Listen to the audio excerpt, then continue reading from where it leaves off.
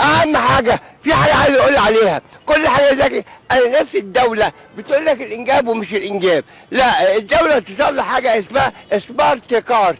يعني ايه سمارت كارد؟ اللي عايز يخلف ليه اتنين، صح عليه ده. طب عايز ثلاثه واربعه يعمل ايه؟ يروح يشحن الكارت.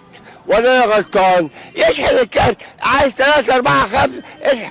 إنما كل واحد يدرس يجيب لك ثلاثة أربعة خمسة. ده كان زمان، ده دلوقتي تطلع بياكلوا كميات وتلاحظ الواد بيمشي مع البيت، الواد يعمل إيه؟ هوبا والبيت هوبا، وبعدين يجوزوا يجيبوا عيلين بالعافية، وتلاحظ الواد والبيت والله دي مهزلة. نفسي في حاجة واحدة بطلبها من محافظ القاهرة، وانا جاي قبل ما اسجل وقعت على الارض يا جماعه. يا مدمزيل، انا اول مره اشوف واحده بنت تقعد على القهوه وتشرب شيشه. ده كلام؟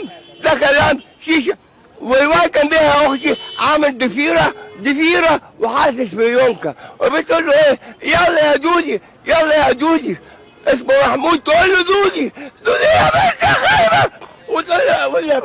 وتقول للراجل ايه؟ هات ثلاثة تفاح. انا فكرت تفاح مشهور اشتريها، اما حجر بعثت اسمه تفاح. والواد قاعد جنبيها بيشرب ايه؟ 7 اب ولابس بناتك.